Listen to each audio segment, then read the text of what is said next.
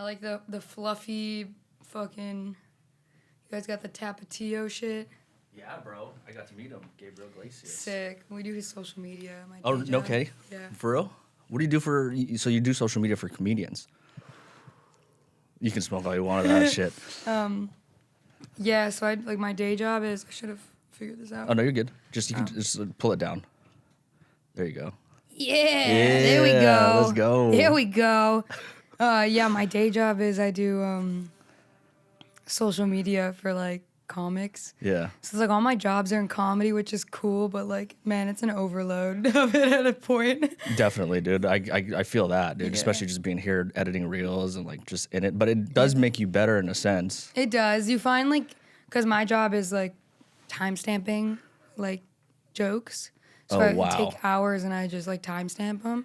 And like that helps because I'm like, oh, they got like this many laughs in like 30 seconds, this many laughs in like a minute. And like I find the outline of like the reel, but it's all so fucking stupid. Yeah. I hate social media, man. Yeah, especially the social media part. Dude, it's so dumb. Like it's a full-time job. Like yeah. Apart from what you do, obviously for the full-time job, it's like personally, it's a full-time job if you want to fucking do it. Yeah, oh my God, if that's all you do, that's like, I applaud editors so much because like they're responsible for like making people look good in clips. Exactly. And, like, the timing. Yeah. And making sure to pick the right words. Yeah. Right? Because one word could totally screw it up. Yeah, or like leaving out a first sentence versus, like leaving out a tag or something. Yeah. Like, you just make people look good and you can cut out the fat or like, even like, I mean, for my own shit, like, I be moving fucking lines around. I'm fucking with everything I do on stage just for the fucking audience on social media. It's like, why am I doing this? This is stupid. I hate it anyways. So how do you kind of like stay in between that stuff where it's like you want to put the stuff you want to put out, but then you're doing it for the audience? How do you kind of balance that? I'm trying to find a new way to do it all. Yeah. I hate normal stand-up clips. I think they're boring. I think they're overdone. I think they're hack at this point. Even if it's a good joke, I'm like, this is hack because it's a reel. Like, I'm like so over it.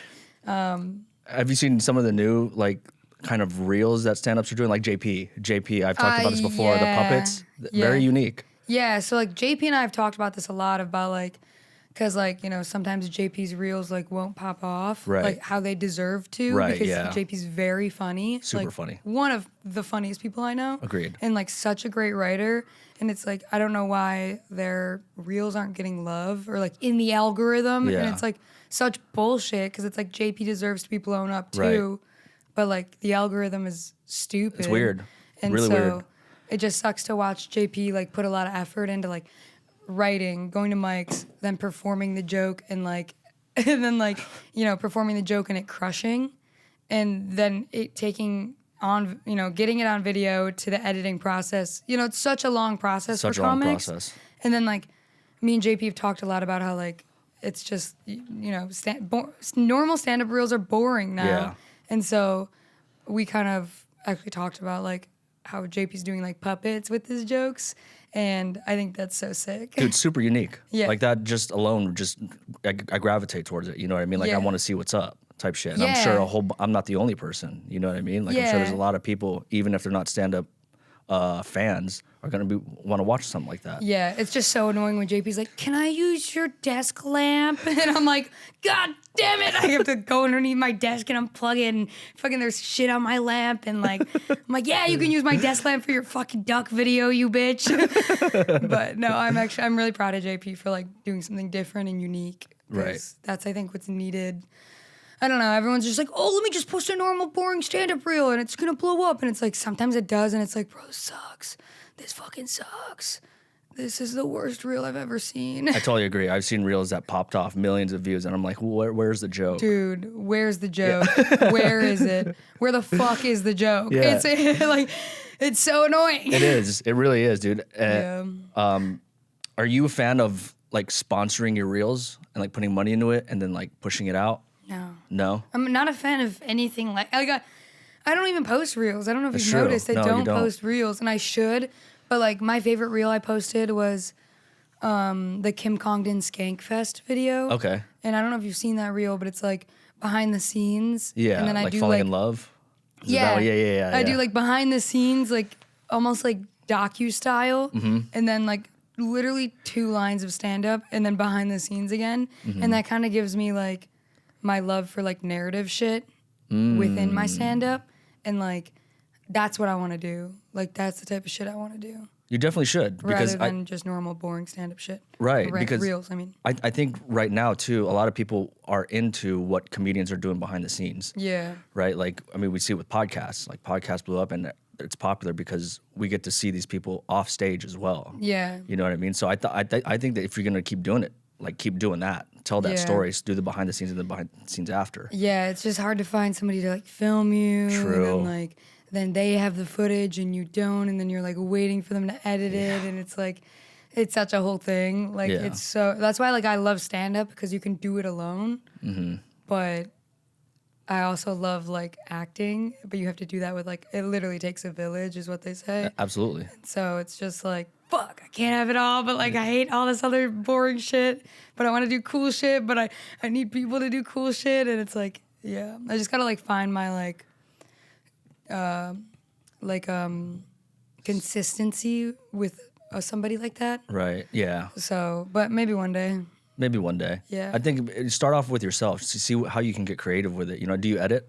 Like, yeah. Do you know how to, yeah. Okay. I don't know. I've known how to edit for like since like 8th grade, 7th grade. I downloaded an illegal Final Cut on my computer, and like I've been using that for like years. But then JP gave me their login for like creative Premiere. Premiere, yeah. And so I have that on my new laptop. I got a new laptop. Shout out to my parents for helping me with that. Don't worry, I'm paying my mom back. Don't worry. Just like she can front the money and I can't. But so like that's been fun because I learned Premiere in high school. So I got good at that. They teach that in high school?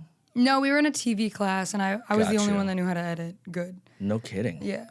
You should use that to your advantage more, dude. Seriously, with social media. I know. You should. I know. Not a lot of comedians know how to fucking turn on a computer. Yeah, no, for real, alone do dude. a Premiere. For real. No, that's actually very true.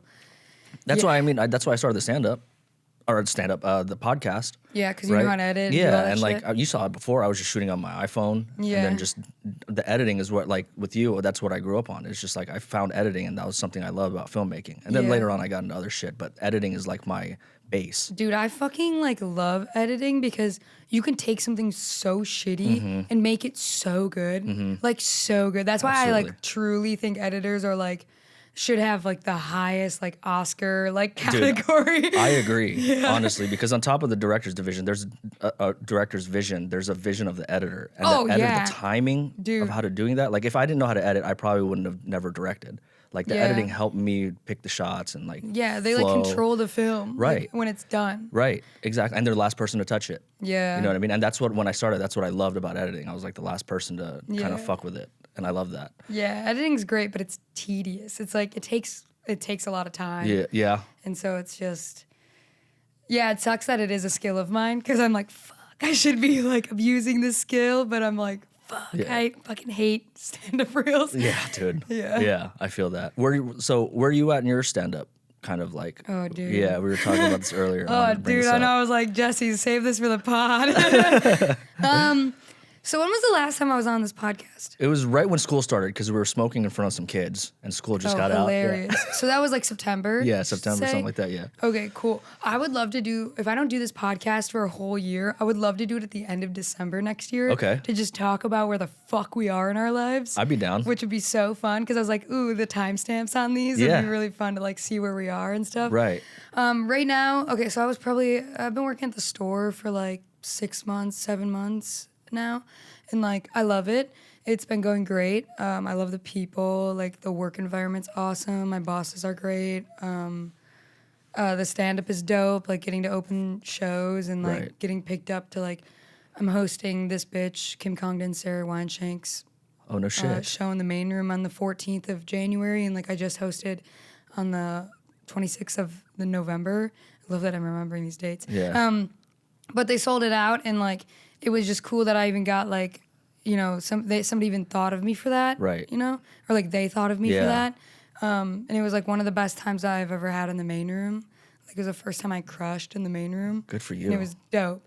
And like, I was like, oh yeah, back in my bullshit. Like, fuck it up. And then like, I've just been like getting hit with like these shows where I'm like, fuck, like I'm kind of bombing, but I'm not, because I'm like likable at least, you know?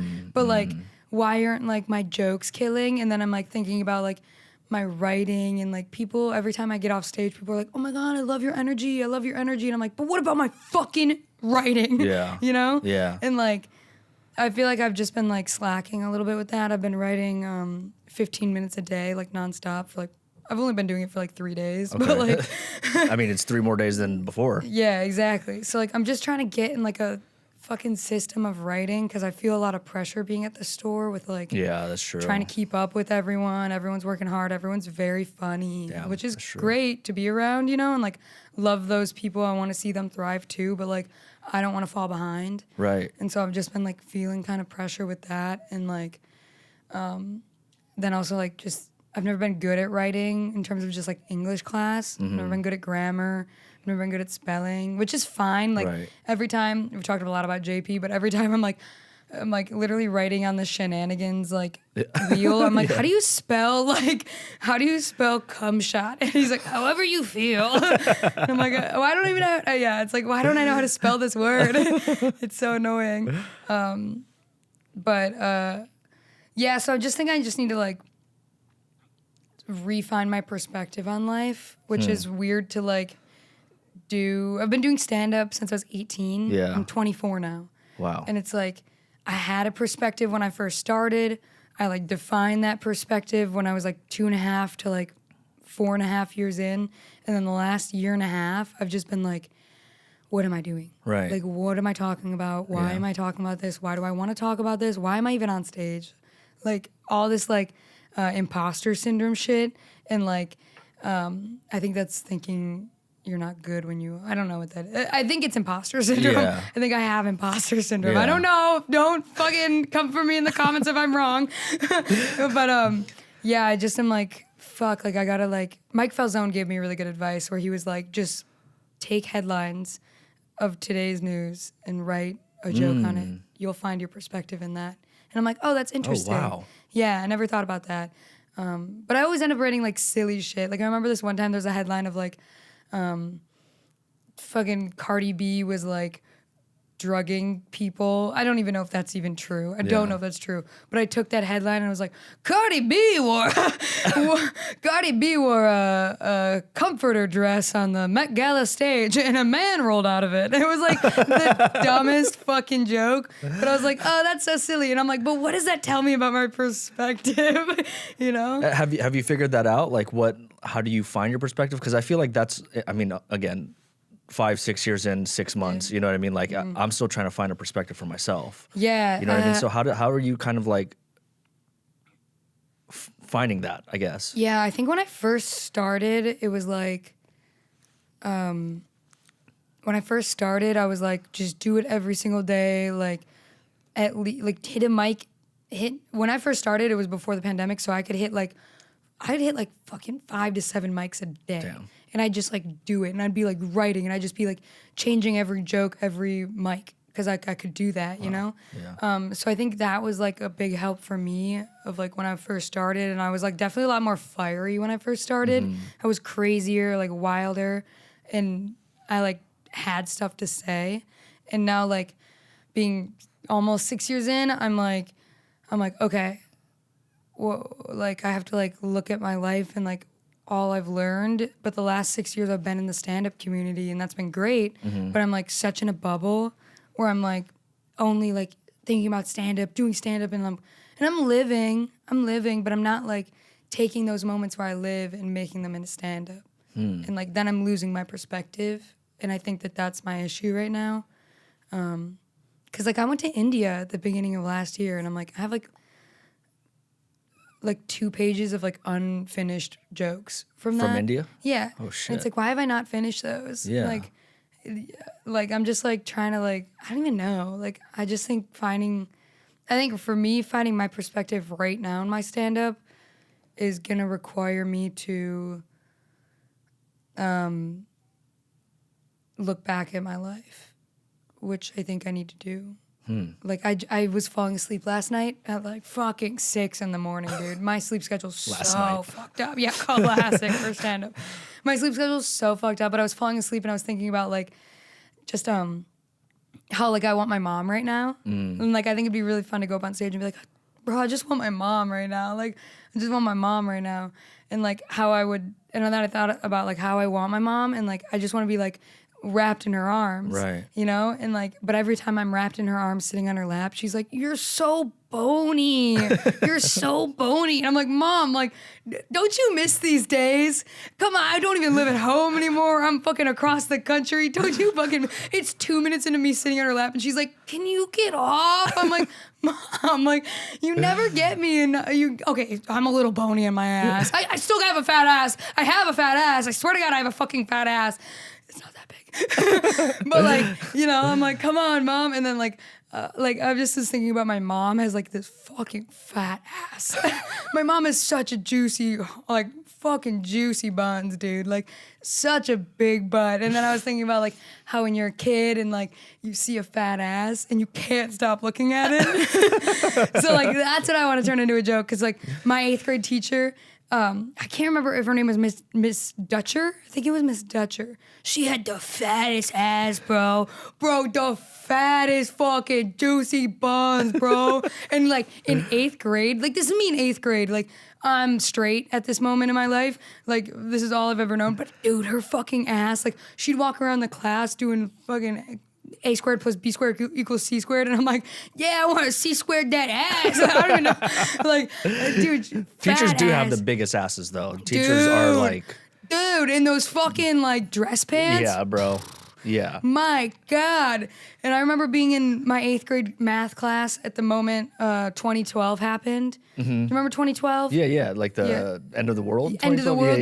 Yeah. Or Coney 2012 or. Don't get me started on Coney 2012. What a great year, am I right? What a great year for 2012. No, it was end of the world 2012, and I was in my math class, and you know, like the time was like, it was supposed to be like 12:18 or some shit like that, or 12:08 or some, I don't even remember, but like, I just remember like me and my friend Rachel would be like in that class, like watching the time tick down, like hoping like, you know, the world didn't cave in on us or whatever the fuck. Yeah. And I'm like, but I know where I'm going for protection is my math teacher's fat ass. Yeah, like, so like, I don't know, but I was just literally falling asleep thinking about that. And I think it's really funny to fall asleep thinking about your mom's fat ass, but it's relatable though. That's like my mom's told me I have a bony ass. My girlfriend tells me I have a bony ass. You don't, Jesse. You don't, Jesse. I got a tuchus. You have a tuchus. I have a tuchus. A tuchus. A tuchus for Tugas. Tugas is tuchus. Hey. That'd be a cool strip club name. That would be. Tugas Should we go to in business together? Let's do it, dude.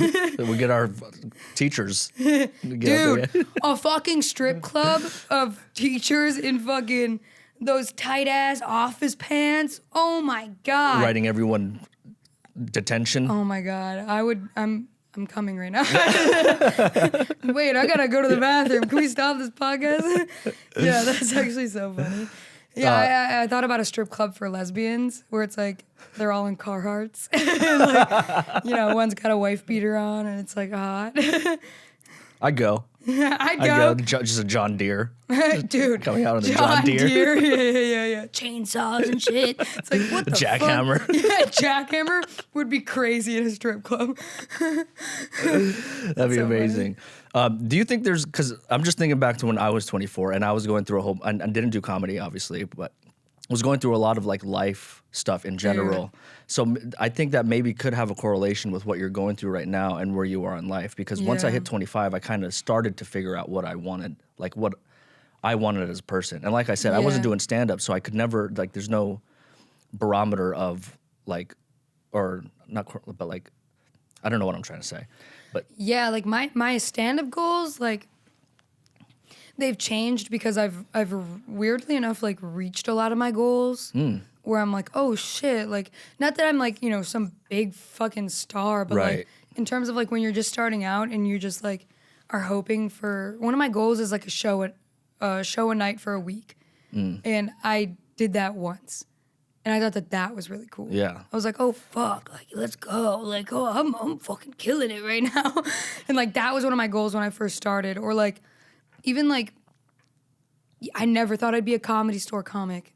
I'm a Comedy Store comic. Like, I'm a door guy. Like, that's so fucking crazy to me. I didn't even know that was a goal of mine. And so, like, my goals have kind of changed and shifted. And, like, when I first moved out here, I was like, SNL. Like, that's my goal. SNL was like, do improv, do sketch, SNL. Like, I'm going to get on SNL. And now I'm like, I don't even want to be on SNL. Like, I mean, sure, if SNL called me up, I'd fucking take the job.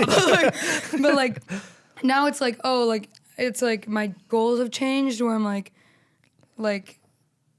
I'm not, like, just solely chasing that. Where it's like, sure, in the back of my head, I'm like, I'm always chasing that. But, like, so what are your goals now? Like, what are some of the things you want to achieve now? Stand-up wise, that's a good question. Because there's no cap on the roof, basically. There's, like, no roof on goals in comedy. You know what I mean? Yeah. You can wear multiple hats. You can go tour. I think stand-up wise, I just want to be seen as a fucking hitter with my writing. Like, it's not even necessarily reaching shit. It's, like, more internal stuff.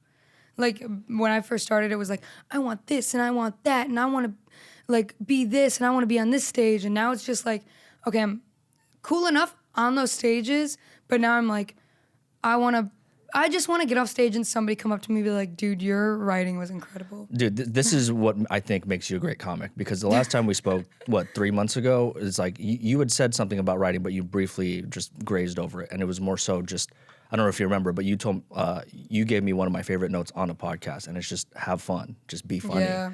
Literally, be funny in your body is something I have to tell myself, like, but even when I'm, like, feeling off, I'm like, fuck, just fucking get out of it, because I know you can take over physically. Dude, I literally say that every time before I step on stage. I'm just like, be funny, and that's it. That's the last note I take. Cool. You know what I mean?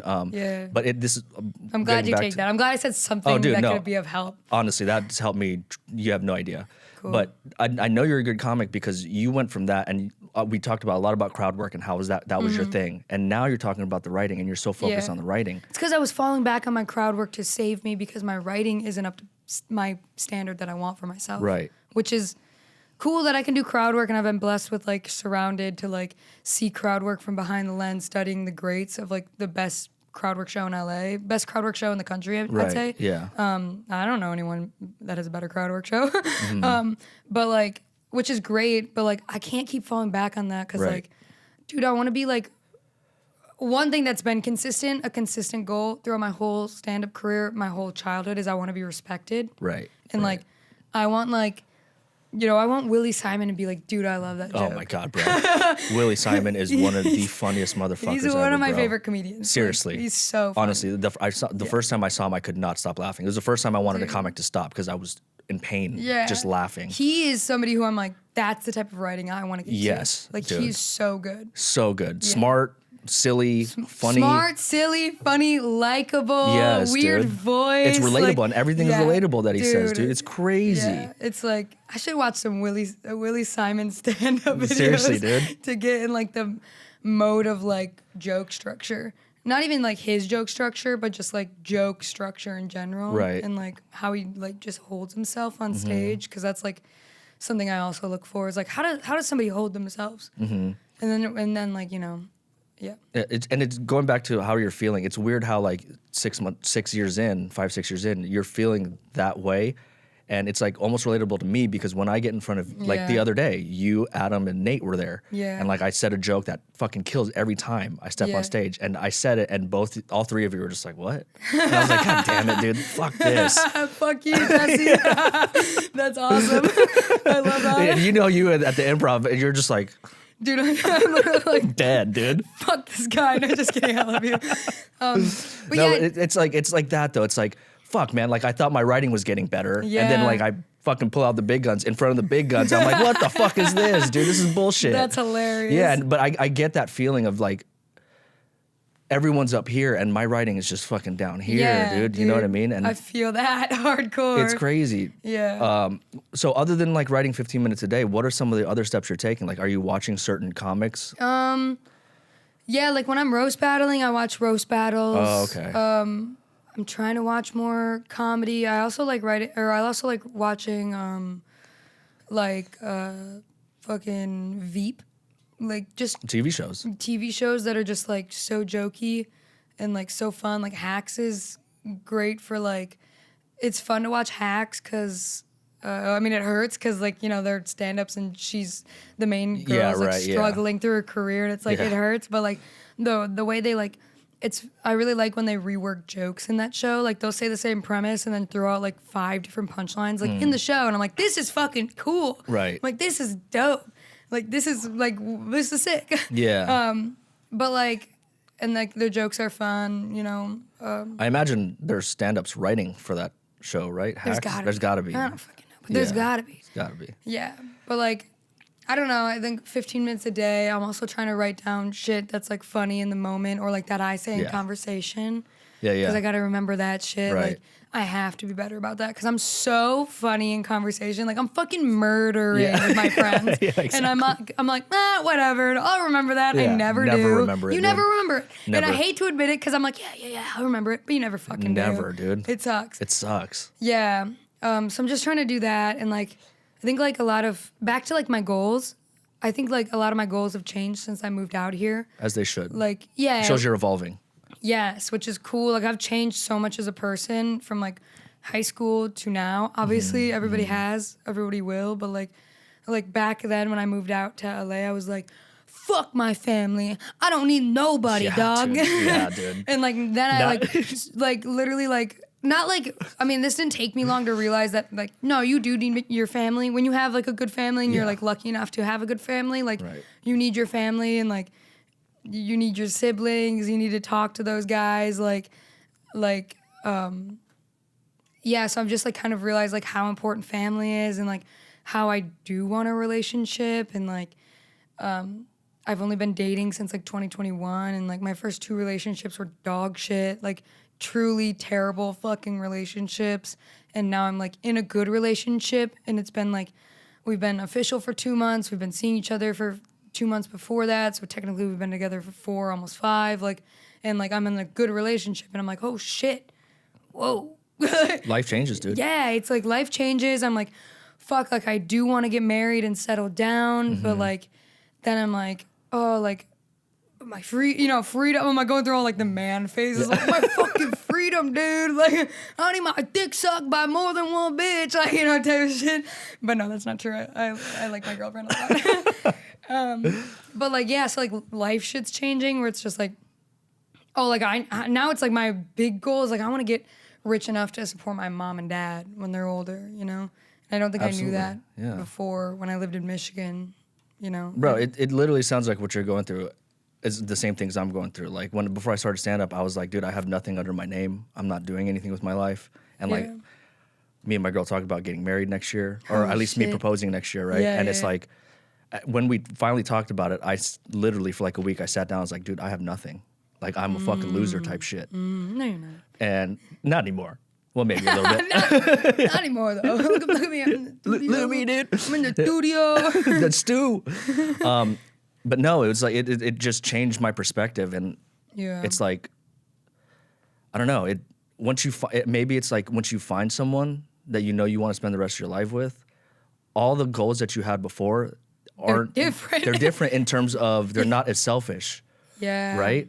And that's what I learned these past couple months. It's like I've become more and more unselfish with things. Like before, I was like, what type of things? Well, just even career. Like, an example would be career. I wanted to be a writer-director who told specifically stories about Las Vegas. I wanted to be like the Martin Scorsese, Paul Thomas Anderson of Las Vegas. Yeah. And I was so ingrained in that for 3 to 5 years that I had missed everything, that all the other opportunities that I was available to me. You know? And then, so when I started stand-up and the podcast, I was like, this is it. I'm just going to go 100% and I'm going to take myself out of it. This right here is for the future for my family. Yeah. Right? Same thing with you. Retiring my parents, fucking giving a great life to my girlfriend who will eventually be my wife and our kids. Yeah. You know, and that, it wasn't like overnight thing. It took months, but I was like, holy fuck, dude. Like, I really got to start hustling here. Dude, yeah. And I don't know where it's going to take me, but 6 months in, now is completely different than before I started stand-up. Yeah, just say yes to everything. Yeah, exactly, That's dude. what I like learned when I first moved out here. Say yes to everything. Exactly, dude. And now I'm swamped and too busy, but hey, at least I'm doing cool shit. Yeah, exactly. Yeah. Exactly. And I think maybe that's where you're at, right? Like Yeah. you started this relationship and now you're starting to see a bigger world. Not where it's just you. There are other people around you. It's my girl, my friends. Exactly. Like my family. And you do such a good job though, like with even like the stuff you're producing, right? The shows you're producing. You're putting up your homies and you're giving them a platform, dude, to fucking show their skills. Yeah. Like I look at Dejan. Right? I fucking love him. Bro, like this, I met this guy before he got up on anything. He didn't get up on Comic Wars, didn't get up on Roast Battle. And this was, what, about the same time, 3 months ago. Yeah. And now this dude's fucking killing it, apparently dude. he murdered last night. Murdered, dude. He's done really well at Comic Wars. Yeah. Like, super good. I think he's 2-0 at Comic Wars. Yeah. Yeah. But it's crazy, like, dude, like, and I respect that.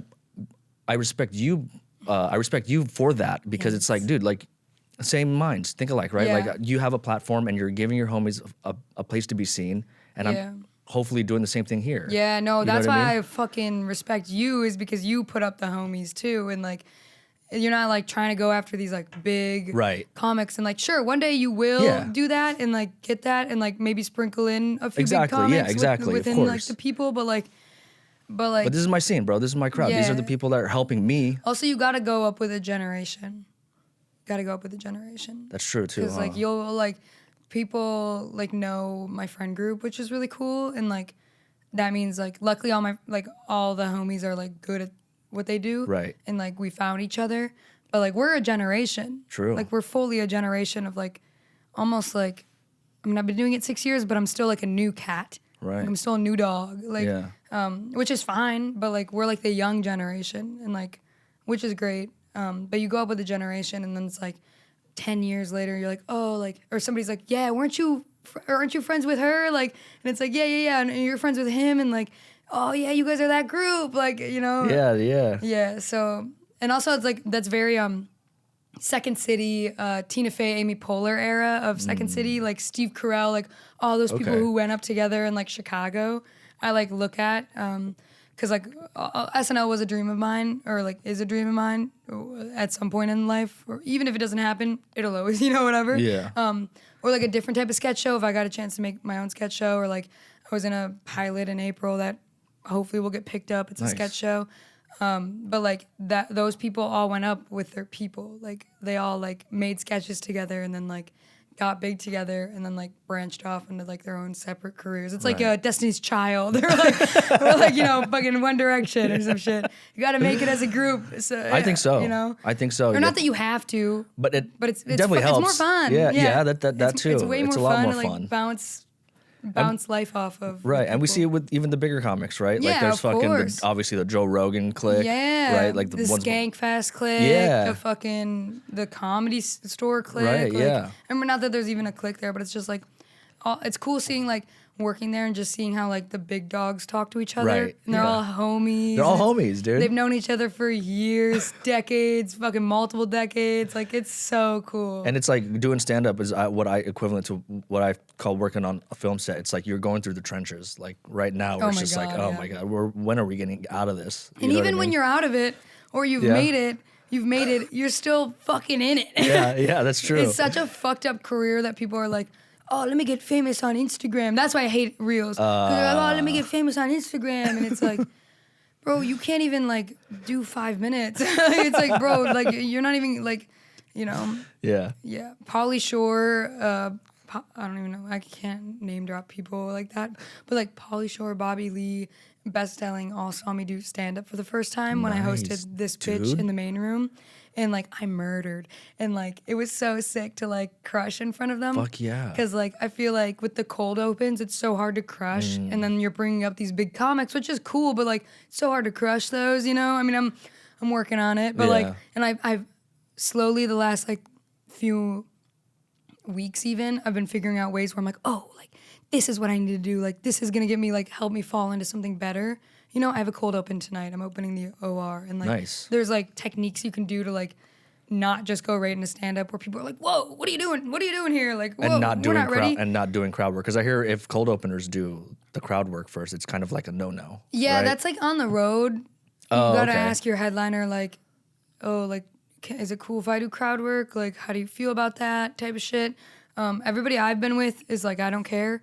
So, like, I think that's just like an old-timey dude way of thinking. But I've heard that too, where I've been like afraid to do crowd work on the road. But most headliners I've been with haven't cared. But given, you should ask, you know? Right, 100%. But no, like the cold opens, like my technique is like, I got this great advice from Alex Hanna.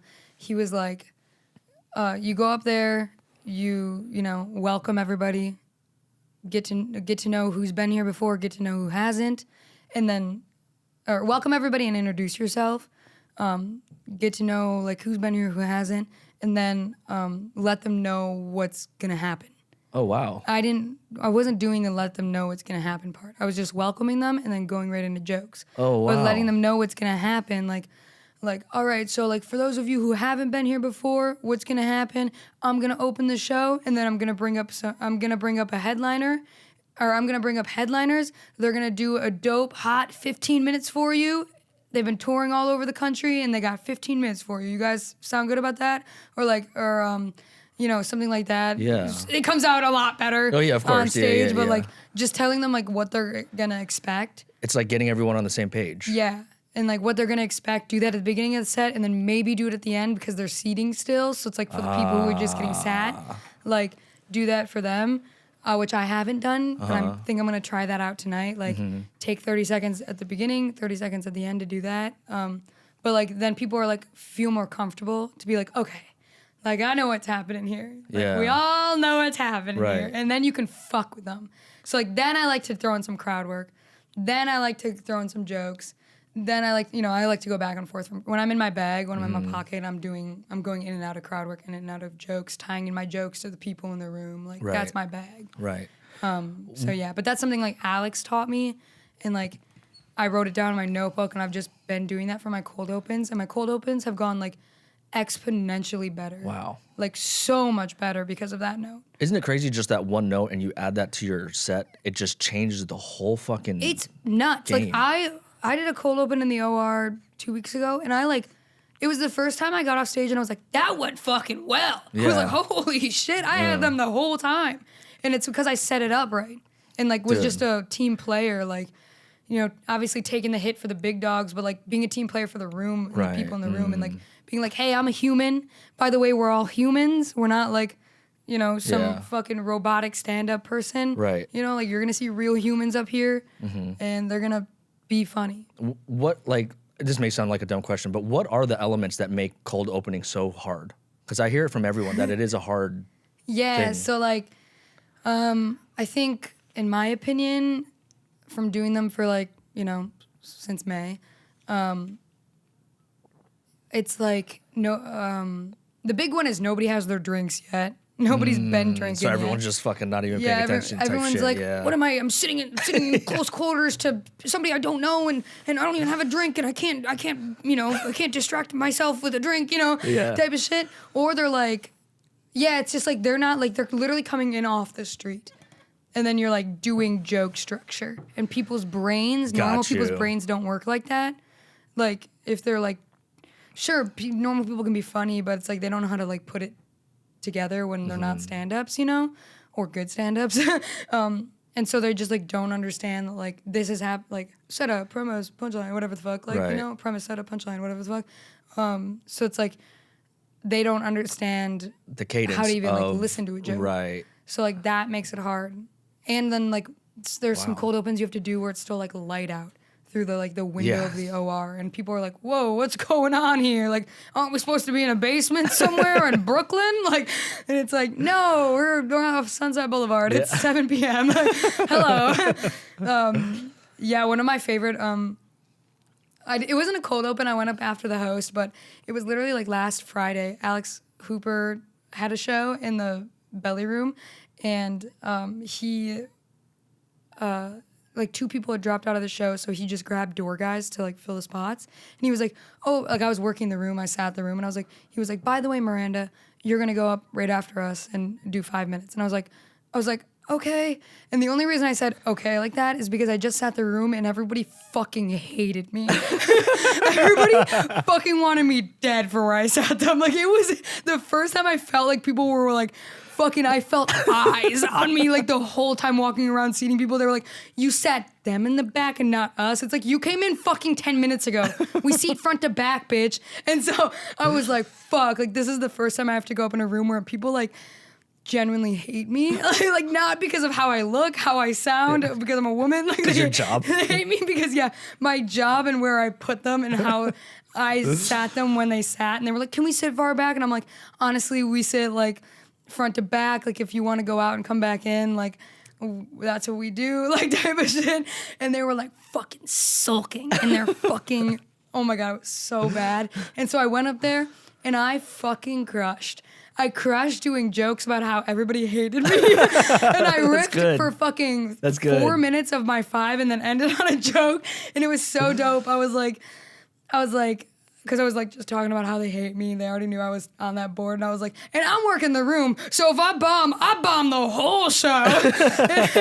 And they like died laughing. And I was like, this is fun. Yeah. Like, this is fun for me. Because now I'm like fucking with them in a way where it's like, I know you guys hate me, but I'm going to fucking make you hate me more. Like, wink, wink. I know you guys are going to love me after this. like I know I'll get like, you know, I won't be hated as much. Yeah, but that's a good technique though to get them on your side. You know what I mean? It was the first time I ever did that, had to do that, and so like that was fun. It's fun seeing like, because that's like a cold open, but after the host, and after the host is way easier. But like, it's like fun seeing like all the different forms of like going up first. Like I did this fucking bar show in November, and my friend asked me to do it with her.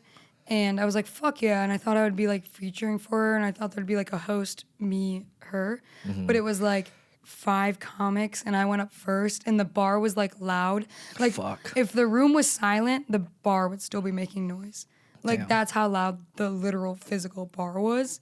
And like I had to go up and I was like asking the girl putting on the show and I was like, how much time do you want me to do? And she goes, just like feel it out. And I'm like, okay. I did 22 minutes and it was like the hardest 22-minute cold open it was a cold open in a bar show. What the And it was nuts. Like, sure, everyone had been like sitting there drinking, but people were like not about comedy. Like they were like, we want to be talking to our friends right now. That's true. And like, so that was hard, but like it's fun to see like, cause I survived it. I did well.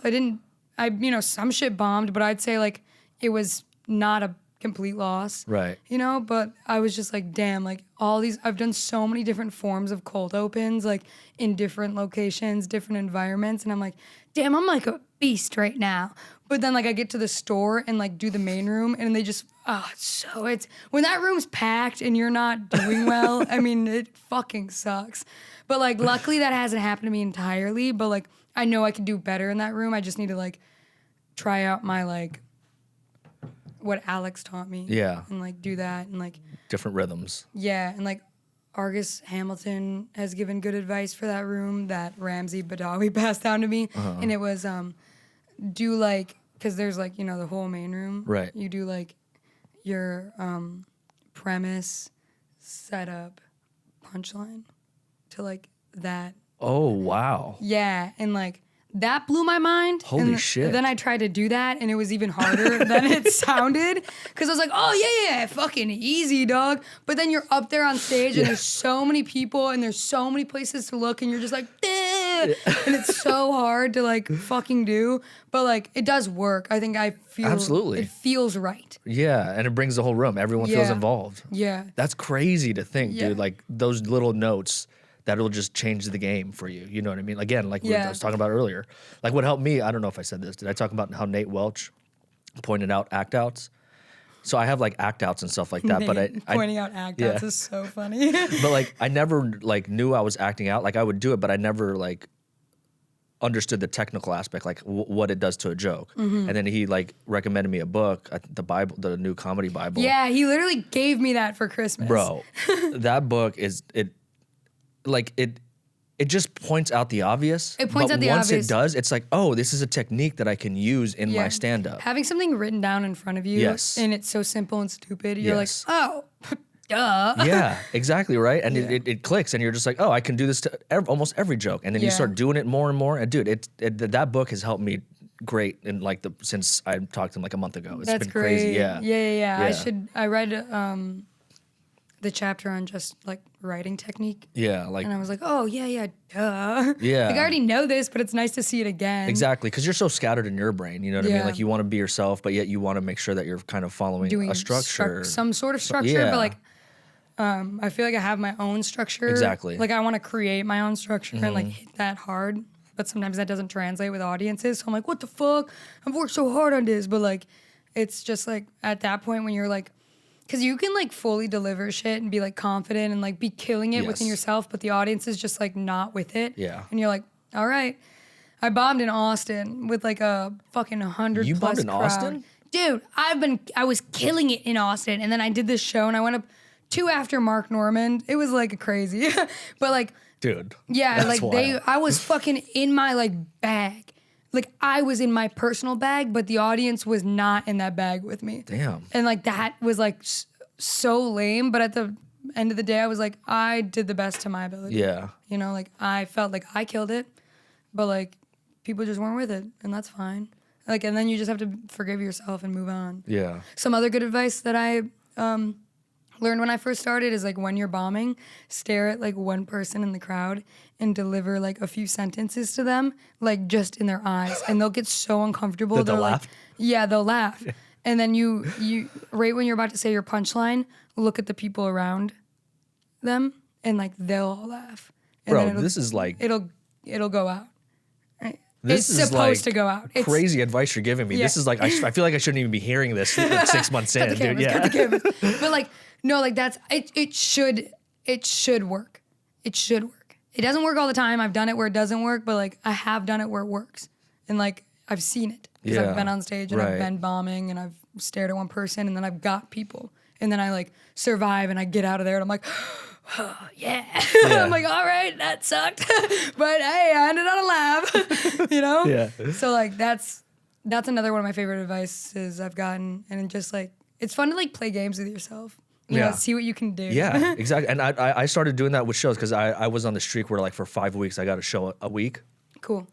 Which is pretty cool for 6 months in, you know what I mean? Yeah. Like, but I was doing the same thing. I was like fucking around with structure, like what can I do? Fucking around, messing with jokes. Like, oh, my opening, I'll just put it at the end as my closer. You know what I mean? Yeah. No, that's great. But I found like I'd stumbled on this thing where you go ahead, do your thing. I stumbled on this thing where I would tell a bit, do a one-liner, tell another bit, do another one-liner, and kind of keep that going. Bro, that was the best show I've ever had. It was like a week when you guys had Shenanigans. I had a show. Yeah. But dude, this game is just wild. Like it doesn't ever seem like there's just a structure to how to become successful. It's like you got to find it on your own. You have with some of the tools that everybody else has created. Yeah, dude. And then the best comics create their own thing. Like after learning all the rules, it's like you have to learn the line to get off the line type of shit. When does that happen usually in a comedian's career? Like it's got to be like fucking like 8-10 years in. Yeah, type shit. it's some years in, but like I think the only reason that I have gotten the small successes that I have is because I've learned the line and then I completely went off the line. Like completely. Like where I did not this last Friends and Family, but the Friends and Family before. I did a 3 minutes of silence. I didn't talk on stage at all. Seriously? Yeah. I was because the room was just fucking ass. It was so bad. And I went up there and I like had said a few things and like it went fine. But then I just started doing this whole bit where I'd bring the microphone up to my mouth and then open my mouth and go. And it got people to laugh. And so I would just do like, and like I just started doing like physical comedy, and like Angie Stroud after like at the end of the night, she was like, dude, that weirdly like woke the audience up. That's wild, yeah, dude. so I just like kind of like completely like threw it off the line of like people expected me to talk and I didn't. And I was like, fuck you, I'm not fucking talking, but I'm gonna make eyes at you, I'm gonna wink at you, like type That's of shit. amazing, dude. Yeah, it was a really long 3 minutes. It definitely went on longer than I expected, but like it was good to just do, especially in the OR at the store. Yeah, exactly. It was dude. cool to like, cause like when I first started working there, I was like, I gotta do my A material and then like I gotta do jokes at other mics and then try to do them there like after I know they're good, and then like I just realized like Oh no, that's our open mic. Like that's like our open mic for the workers. Yeah. Where we for sure get to hit it. And like sure Emily watches sometimes, but like I tried out a new joke on this past Monday, completely bombed. Completely fucking bombed. But like I got like a few laughs here and there where it was like, okay, this could be funny, expand on that, or like do something with this instead of like the whole joke. Like, right. you know, make a joke around this word. But like it did suck because I was like, Emily is there and like she's watching and shit and like that sucked, but like she gets it. Yeah, yeah, of course. And then I ended on it. I like fucking reverted to a joke that I know works and it did okay. Yeah, it did okay and it hurt my soul, but whatever, you know? It's wild how you can use the Comedy Store as open mics now. Dude, it's that's so, like wild. It's like, crazy to get to that point. Bro, it's insane. Because I don't think I felt that until like maybe 1 or 2 months ago. That's crazy. Like, oh yeah, this is like in the belly room, I feel that. I've felt that for a while. Because the belly room's just so like, but when Emily watches, it's like a little bit more intimidating. But it's like an open mic, like the environment, like it's a dark, boxy room. Yeah, and I always fuck with the mirror in the belly room. I always point at the mirror and I go, "Fucking kill yourself tonight," and people laugh. And then like at the end of my set, I'll come back around and be like, "Don't kill yourself, you're beautiful." And I'm like, "You guys see that character development?" It's like so dumb. I love but like it. it's like my own little bits for like the rooms specifically. But like it's fun. And like I can only do that there, or like when I have a mirror at a different show. But when is that? You know, it's like I can't take this anywhere. That's true. But yeah, so it's fun to like be comfortable enough to fuck around. At the store. That's wild. Yeah, because like I saw Neil last night and this guy just takes out his notes and I'm like, dude, this is literally like an open mic for him. This is wild. So sick. And dude, it's wild how, I mean, he's been doing it forever, but it's wild how he comes in here, he'll talk, do ads, and then go do stand-up, and all three of them sound the same. The cadence, the way he talks, it's wild. And even when he just talks to you, like I don't think hopefully I do, but that is like years in the game to be able to do something like that. True comedians are just themselves. Dude, that was wild to see. Yeah. Well, that's why I say like be in your body, because like your body will like take over your mind and your voice, and that'll be you. Makes sense. That'll be you. Like if you're just speaking, that's why like I struggle with writing too, is because like sometimes when I'm writing it's hard to find like my emotion. And like my emotion drives a lot of my thoughts. And so like when I'm riffing on stage at like a mic that I don't give a fuck about, I'm murdering. Like I'm fucking hitting punchlines, tag, you know? Yeah. And I'm like, oh shit. And then like I gotta go back and write that down. And sure, like you know. And it never works for me anyway. Yeah. It never fucking works. It never works. Or it's like, you know, it's like a lot of the times like in the moment shit where it's like, oh shit, hell yeah, dude. But like, that's why writing is a struggle too, is because like I don't know what I'm gonna feel when I say this, and like that's why my joke on Monday at Friends and Family bombed, because I was angry. And I was like, whoa, I didn't expect myself to be like angry when saying this. And did you go with the anger, or did you kind of take a step back from it? I did go with the anger, and they didn't like it. Huh? Yeah, which is weird because sometimes like, I'm battling between being like, people are like, oh, you're like the reincarnation of Sam Kinison as like a woman younger in this generation. And I'm like, that's such a sick high compliment. Yeah, absolutely. But like, I don't want to be just a scream comic, but I also want to be able to add my like yelling into my jokes. And sometimes if I start off too abruptly, too mad, people are like, oh, why is this sweet girl so angry? You know, like, and like sometimes but the thing is sometimes it works and sometimes it doesn't. But it's just like setting things up right, and like, yeah, it's like I'm battling that with myself, because like I want to like be able to just like talk and be real, but then also like get into yelling. And I think that's how I have to do it, is like be real. Don't take a photo of my front and back, baby. I have to like be real, and then like go into like my neurotic, insanity, crazy, chaotic Miranda. And like, but I have to figure out how to write like that. And like, that's hard to figure out how to write like that. Yeah. But there's a way. And I'm going to figure it out. And God damn it, next year when I'm on this fucking podcast, I'm going to be a fucking machine. You should be known as a writer as opposed to doing crowd work. Hey, I hope that this happens in this next year. Yeah. Yeah. Dude, no, you're fucking killing it, dude. Seriously. Everything you do is amazing. It's been crazy. And you're just a fun person to be around every time. You're just chill. I can be myself around you. Unlike other comics, you know what I mean? But it's like, yeah, I don't know. And maybe it's because we did work before I started comedy. Yeah. I don't know what it was, dude. I don't know. You're just very welcoming. I get that, or people tell me that I have that vibe where it's like, you feel like you're like my best friend from growing up. And I'm like, I feel like I'm fuck you. Yeah, I feel like I'm the fucking star of your life, you fucking cocksucker. Yeah, you've been thinking about me for years. Yeah, no. But I do have that vibe, which is cool. But like, that is like, that's a great like thing for me to like recognize when I do stand up. It's like people see that in me, even in a group audience. People are like, that is my friend up there. It's like, yeah, like I can be your friend, but your friend's also fucking nuts. Yeah. You know? Your friend's a little bit crazy. Your friend hit a cat and didn't say anything, like type of shit. Your friend hit a cat and it was still half alive and didn't go back to kill it. Like, oh my God, bro. Yeah, like that I feel like is me. Like where I'm like, yeah, I'm like nuts, you know. But like I feel like I have to like be real. And then get in my like neurotic craziness. But it's hard to write like that. You gotta figure that out.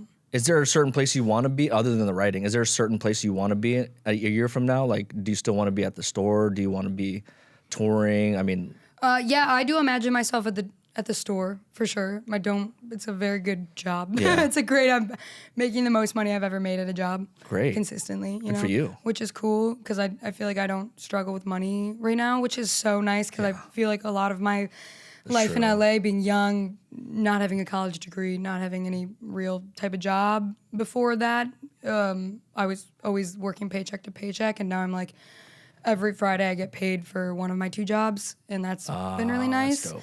And like now I've been able to go to Austin and not feel in the hole after. Or like I'm going to Chicago, and I'm opening for Jesse Johnson in Detroit in February. For you. She asked me, and she was like, "I know you're from Detroit, and if you want to do this with me, I get you." Bro, that's amazing for you. And so like I get to go home and like do my first like thing at home. Jet ski, dude. Yeah, I fucking love her, and she's dope, dude. and like. She's doing Chicago the next night, and I might do that with her too, because I'm gonna take the train to Chicago, dude. Do Chicago for the weekend and shit, and like I get to jump on Roast Battle there, and like that's gonna be sick. But I think my goal for right now in my life, I'm like I want to do road spots, like I want to go to Austin for like 5 days. I want to go to New York for like 2 weeks. I want to go to Chicago for the weekend or whatever. But like in terms of like. I mean, sure, if somebody fucking hit me up and was like, I want you to feature for me on my headliner tour, no way I'd turn that down. Right. Obviously not. But like, I want to be in LA. I want to be in LA, and I want to be acting. Like, I mean, I love stand-up, and like, that's my like, it's always going to be there. Like, it's luckily, like, will always be there. It's something you can always do. But like, I want like the show I'm in to get picked up. And like, I want to be here filming. And I want to be doing spots around here, and I want to be getting like my name out around here to like these people, because I want to be in like movies and TV. And like I feel like if I go on the road, it's like, sure, I'm opening for this comic, and like obviously I'd love to, hey, take me out, but like I feel like I'd be away from like doing film. But I definitely want to go on the road at some point with somebody like that and travel the country. Just I don't know if right now in my life I want to. More so the acting is kind of like where your heart is telling you to go. Yeah, my heart's. I've wanted to be an actor since I was a kid. That was my like goal when I was fucking 6. You know, like literally, like I always wanted to be an actor. I never even knew stand up was a thing until I was like 16. I didn't know it was a thing. But yeah, it's like acting is like acting. Yeah, I want to act. That's wild. I actually didn't know this. Oh, really? Yeah, I thought you were just fully committed to the stand-up. I mean, no, like I am. Yeah, I am. I love stand-up. Are.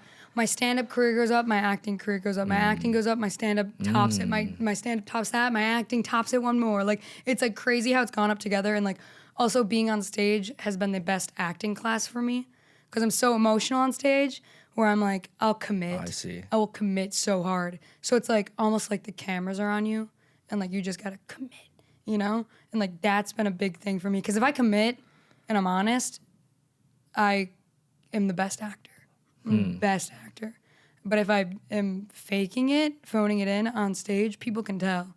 It's crazy how people can tell. I still I think I've talked about this in my earlier podcast, but now it's still crazy, and you're saying it now too. It's crazy how they can tell people when you're can bullshitting. Fucking smell bullshit. Yeah. I mean, like I went to the improv open mic, was it, a couple days ago. Yeah. And one of the guys went up there. You could totally tell he was just fucking lying about shit. And it's just like, this is weird. Like, it's not fun. Yeah, not at all. For anybody. Not even for him, it looked like. Yeah. It looks so lame when people are like making up fucking stories. And like, I get fabricating a little bit or like exaggerating the truth. But it's got to be within the realm. Yeah. You know, like. And like, got to be of your knowledge and shit. And like, that's why I think people are just like doing it to like, do it because they think they're gonna get famous. Yeah. And they're like doing what they think is gonna get them famous. Yeah. And like that's annoying. And that's when I think like that's another reason why I hate reels is because like stand-up is such like a live thing. Like when they were doing like live stream stand-up shows at the beginning when the pandemic was like just getting out of the pandemic,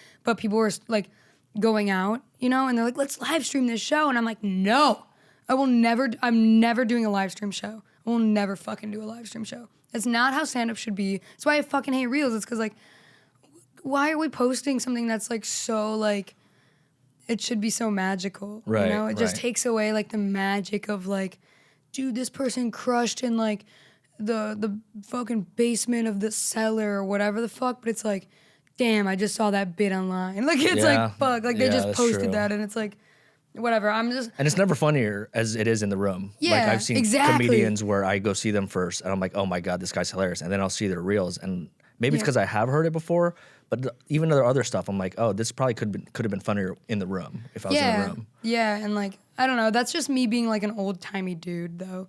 Like, and I get it, I'm traditional like that. Or like I like a little bit of tradition and sacredity. Is that the right word? Secrecy.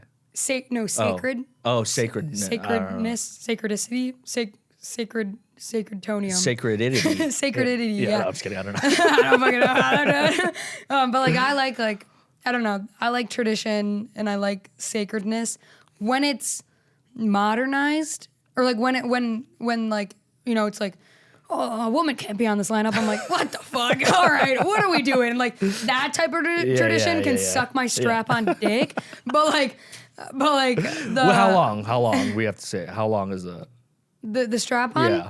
Fucking longer than this room. Okay. No, I'm just kidding. It's a regular respectable size. Because women don't need that big of a dick. More importantly, what color is it? Neon green. Okay. Glow in the dark. Glow in the dark. Okay, that sounds fun. Hell yeah. It is. Yeah, but like, I don't know. I try not to be like too like stingy with that shit because like I don't like when people are stingy with me with shit that I'm not stingy about, you know. But like, I don't know. I like a good tradition. Yeah. JP's calling me. Oh, good. Yeah, it's because I was the same way, not in terms of stand-up, but when I was in film, I was like, I'm not going to do the social media stuff. I didn't post for like 2-3 years. Yeah. And then when I started stand-up, I was like, oh my God, there's a whole digital world there. So I'm like the opposite of you, where I'm like, you're seeing like the goodness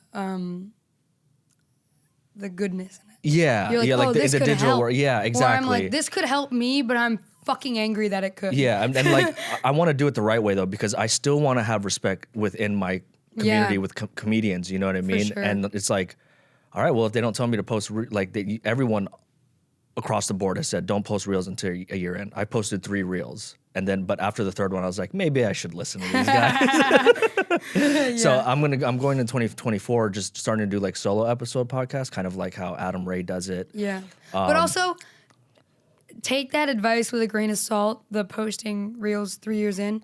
Reels are so new, nobody fucking knows that. It's like vaping, you know, vaping's so new, you don't know the results of it it's gonna have on your body. Like nobody truly knows. If you have something funny, like well, nothing's really funny for me right now, on stage anyway. But it's like I want to just make sure I do everything right. You know what I mean, and not be 3, 4, 5 years into it and be like, fuck, I should have done that. Yeah, if that would have helped me, you know, because. Being 30, I'm 34, and like just seeing. Whoa, you're 10 years older than me. Yeah, dude. But just seeing kind of like how my life has been and how I've always been like, no, not that, not that, not that. And if I were to just integrate some of that stuff in my life, I don't know where I'd be. I mean, I'm very happy where I'm at now, and I'm very like I feel like this is where I need to be right now. But it's like I don't want to miss on that opportunity, especially being 34. You know what I mean? Yeah. Being on social media almost every fucking day. What are you, a fucking loser? Yeah. What are you? Get some kids. What the fuck are you doing? Jesus Christ, buy a house. What are you doing? No, you can't buy a house. Yeah. No, not here in LA. But yeah, dude, it's just been everything right now. It just feels like it's made for comics. You know what I mean? Like with how social media is going, with how the influx in podcasts lately, like it just feels like right now, I think a lot of people are looking at comics in A lot of people are, and some fashion. it's crazy how much stand-up has just blown up in the last 2 years. Crazy. It's crazy. Like, Podcasts within a month, dude. I've only been here 2 months, but within the past month, there's been an influx of people starting doing their first podcast, and people who are influencers have like 1 million followers type shit, and they're only now starting the podcast, which is crazy. Wild. Yeah. Yeah, it's cool. It's cool because that creates a lot of opportunities for us comics. Right. The downside I see is that, like, I just don't like when unfunny people think they can do this. 100%. 100%, and that's dude. just the honest truth. 100%. I'm not that bad, am I? Like 6 months in? No, you're... Okay. Like, me and the homies have talked about how much we, like, love you. Oh, cool. Because, like, I remember when I first saw you at a mic and I was like, you were like, oh, we worked together. And I was like, I could, like, remember it working with you. And I was like, this won't last. Like, it was good to see you, bro. I'll see you fucking never. Yeah, exactly. But now you've been like, I always see you at like the noon improv mic, which is sick because like I love that mic. It's a great mic. Bullshitting. Yeah, it's so fun. It's the same people. You get to just like fuck around with friends, and like that's such a great way to get out funny shit is fucking around with friends. But like you've also just been hitting it hard. I don't know what your mic life looks at night. But I've seen you working like in the day. Yeah. And then also seeing you like just podcast. It's been cool to see like you just go hard at it. Yeah. And like that's really cool. Got to, bro. I feel like people don't understand how much work this takes. No. And like you have to be working you have to do something every day. Yeah, I don't know where I read absolutely. that or I heard that. No, you but have to. You have to do something every day for your career if you want to get good at it. I had a homie fucking obviously saw that I did stand up, and then he was just like, oh, bro, I got a new 5 minutes. Let's hit a mic like next week. I was like, I'm going to a mic tonight. And he's like, tonight? I'm like, yeah, like one every day. And he goes, what? I'm like, well, that's what it is, dude. Like, I'm not gonna write a 5 minute and then go bring it and be like, oh, this is gonna pop off. Yeah. You can pop off, dog. Yeah, but what you talking about? I mean, I in the beginning I did. Yeah. Right, and then but slowly but surely, you. yeah. It hardens you. Yeah, it hardens you. That's a perfect word. And you need that in comedy, bro. Build those calluses. Yeah. You know what I mean? Yeah, thick skin. Yeah, absolutely. You need it. Thick skin. Absolutely, dude. Yeah. Well, I'm gonna wrap it up here. Great. Miranda, I could talk to you forever, dude. I know, right? Seriously. We didn't even get to talk about shenanigans. Nothing, dude. But no, you gave me some fucking gems today, as you always do. Want to end it off on a good question here. You talked about acting, and then do you ever see yourself like writing TV shows now, especially now that you're really focused on writing? Like, is that something you ever want to do? Like, yeah. I think I would have a lot of fun, like creating characters and like giving them situations to be put in, something that's like in the world, in the real world, but out of realm, you know, like like what the fuck? Like I just watched The Big Store, Marx Brothers. Okay, yeah, like yeah, a yeah. 1949 film. Wow. Me and Luke Schwartz were talking about it in the parking lot. He was like talking to me about Groucho and shit, and like, so I kind of got into that like just the last few days. Yeah. And I'm like, I want to do something like, or like I don't know what I want to do, but like that just kind of inspired me to be like, oh yeah, film is dope. Like for like comedy writing, because you can do anything and make it like anything, and like people will believe it because it's like a whole world's built around it. Right. And like that's really cool. It's a lot to write like that type of stuff, and it's hard because like you're thinking about like conversations of different characters, and it's like, how can I do that when I can't even conversate myself? I literally stuttered like 50 times ordering this today, and I was like, fuck, I gotta go do a podcast and I can't even talk to you. And she was like, you're gonna be great. It was so funny. She like literally was like, break a leg, as I like left, and I was like, nah. And so that it does interest me to write TV or write a film. I want to write like a dumb stoner comedy. I want to do that, but I also have like so many like ideas I want to write, but it's just like writing them. Yeah, I'd love to write. I'd also love to like write, produce, be in them. Yeah, like there you go. Modern day trifecta. Yeah, absolutely. But yeah, I don't know. That feels like like it's always like you gotta, get respected in this like stand-up field, then get respected in the acting field, and then people will trust you enough to like do your own thing, which is sick, but like it does take a minute to get there. Absolutely. But yeah, I'm definitely interested in that. I would be interested to see what I could create from that. Yeah. And then people will be like, "You're a good writer," and I'm like, "Thank you. I've been saying that. I've been wanting to hear that." No, I honestly think you're well on your way, dude. Like, we'll see. You're fucking awesome, and like, don't ever forget that the value you bring to other comedians. You know what I mean? Like, doing these things, it's like that's one thing that I've really focused on is what kind of value can I bring to people? Yeah. And you bring a lot of value to comedians who are being heard now and want to be heard in the recent future. Yeah. You know what I mean?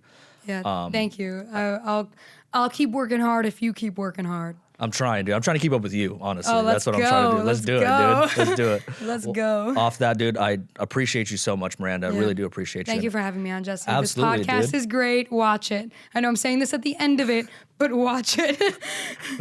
I'll put your information at the bottom, but you know where to find me. My titties. Wait, what? Well, thank you everyone for listening and watching again. This is Miranda Meadows, and I am Jesse Tugas. Until next one, I'll see you later. Peace.